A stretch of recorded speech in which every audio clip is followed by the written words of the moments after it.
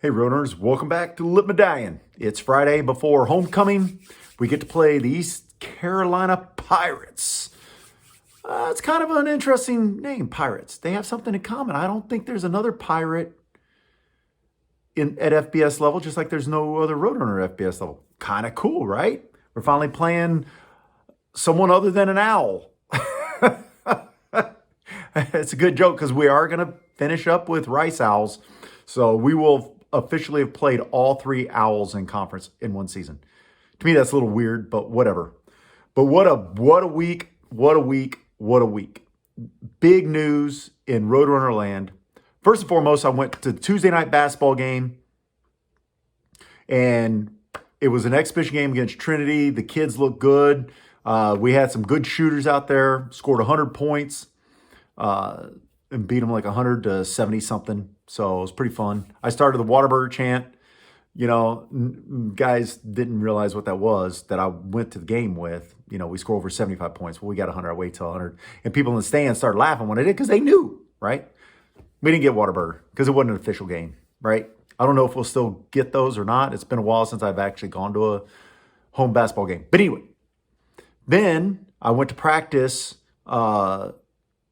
Wednesday morning, and I probably should have taken a photo with Coach Traylor because he came over and talked to us a couple times. We had a good laugh about his rat trap, and he told the actual story behind it and how it happened.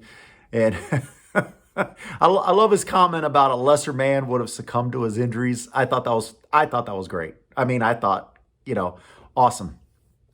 Then we got the news that Army is official in the AAC. I'm totally against it. I'm totally against it. I'm totally against it. Then the student vote to raise athletic fees. Look, I can understand the students are worried about athletic fees, right? And costs to go to college. But if they're not going to put skin in the game, they can't turn around and say, well, it's time for the alumni to step up. Fool, you're going to be an alumni yourself. When are you going to step up? Because last I heard, alumni have stepped up big time for this program. It's the whole reason why we have the race. And they're mad because they're in the band. Whatever. I'll start a rant on that later on, another video when I'm ready to do it. But I can promise you this. You see videos in here. I'm the 20-yard line guy. I have welcomed them in for years. They have officially slapped me in the face. I will not welcome them in anymore. They will not be seen on these videos ever again. Ever again. They are dead to me. I don't know how you feel. That's you. I don't care. They can say they're college students. I don't care. You're college students who slapped me in the face. I'm going down that rant. I don't need to. But let's talk about Army. Let's get on the Army rant first. What do they bring to the conference? How many fans do they put in our stands? When we play them or military appreciation, we have to give them tickets. They bring zero to our stadium. We have to start thinking bigger. We have to start understanding as an AD, as a school president to say, look, they don't bring us anybody. North Texas has to think the same way, but they don't bring very much to our stadium. We do far better going that way. And we do, because we got a pretty big alumni base up there, so it helps. But we got to start looking at it from this standpoint. How many students do we have how many fans do we have in the stands when we played Texas State? That's how we fund our program. We need teams that come to our stadium increase our attendance. We put it on UAB, right? Put it on them. We had 880, something like that in the stands. They were all our fans. I mean, I get it. It's UAB. And it's a Saturday game. I mean, it's a weekend game, and they can't really travel all that well. I get that. That I get.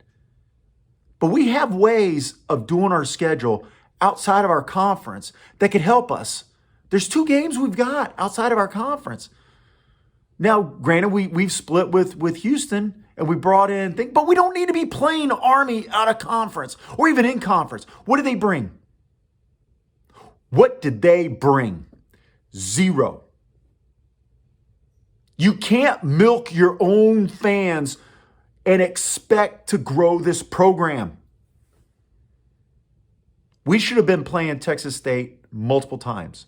I'm upset about this because Army ain't going to bring anybody. Hell, they're going to ask me for tickets. You know what I'm going to say? No.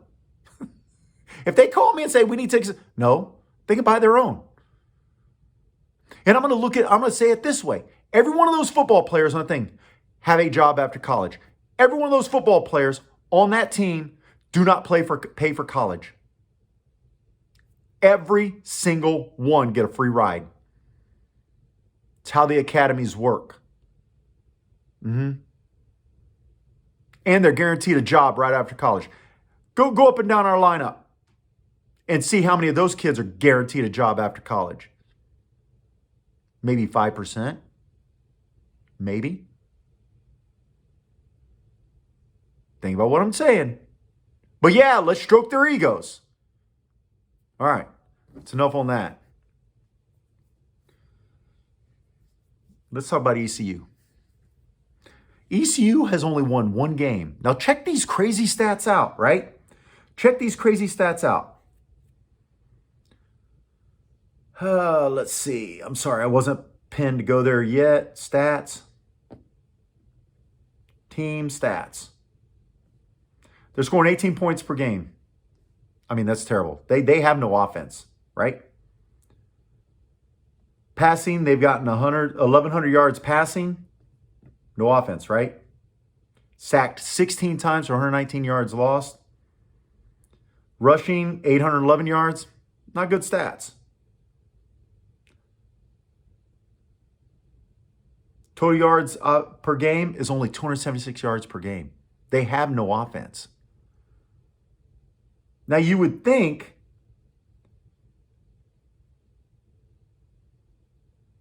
why am I only seeing offense here? God dog it. Returns, kicking, penalties, time of possession. This is the dumbest thing ever. Why is this? Oh, boy. Oh, boy. Man, I apologize, fans. Let's see if I can't go this way. No, it's going to... They're literally only going to give me offensive stats. Well, anyway, their defense is just incredible. I don't get why. Literally, it only shows offense. Rushing, first down, scoring, rushing attempts, offense, returns. I have nothing. I've seen this before. It's the dumbest thing. But yeah, let's see. Overview. Let's go back. Let's go back. Okay, so their leading receiver only has 295 yards. Cephas has 498. So we definitely have the offense in our favor. Okay, here we go. Yards allowed, 331. We've allowed more yards. They're 1-7, but they've only allowed 331 yards per game. Rushing yards allowed, 210. We've rushed for only 155. So I think we're going to have to get them 121. We're going to have to get them with the rushing game. Right? I think that's where we're going to beat them, is in the rushing game. If I look, I would love to go to defense, but it doesn't show me defense, so I can't go to defense. Let me see if I can work my way around to see if there's some. Here we go. Here we go. Let me go stats, players. I can get here this way. So if I look at their sacks, man, they've only had 5 sacks. That means they don't have a defensive line, right? You've got to have some kind of defensive line to allow linebackers to run free, right? And I think that's why I think we're gonna have to beat them with the run. I would love to see it. I would love to see all 4 guys go for 50-plus yards. I'd love to see Kavorian get his 80. I'd love to see Griffin get his 80, maybe 100. Right? I would love to see that. I would love to see Kavorian put in the workman effort and just beat him down. And we put in some of those speedy guys and they're gone. Right? That's what I would love to see. Because in that way, we definitely have shown improvement in our play calling. We've shown improvement in our offensive line.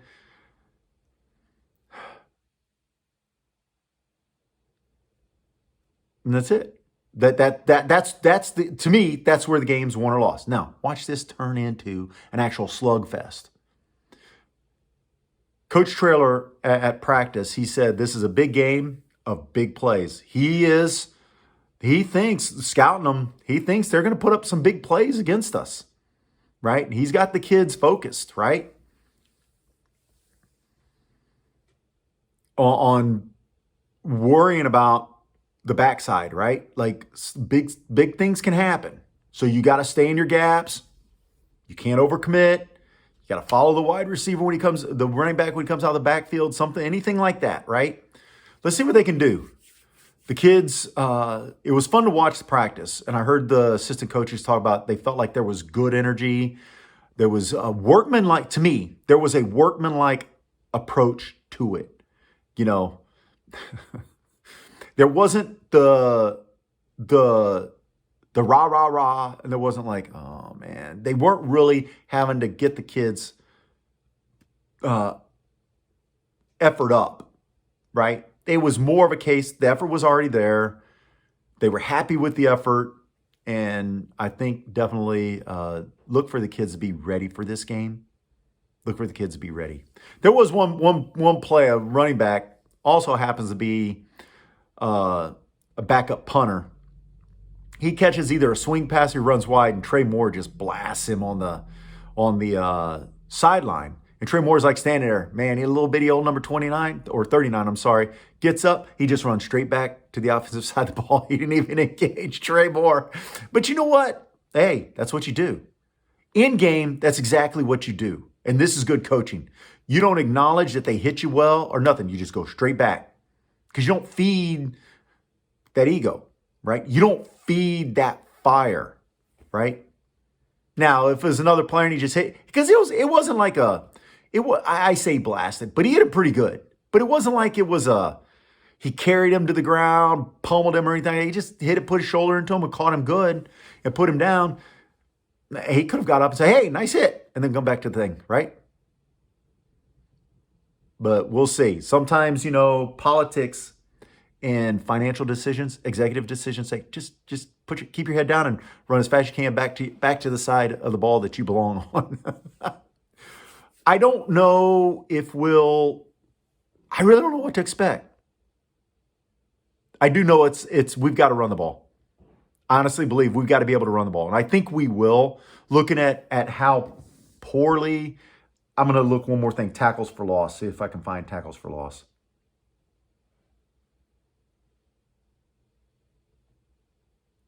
I don't see that stat on here anywhere. Let's see. Yeah, I don't see that stat on here anywhere.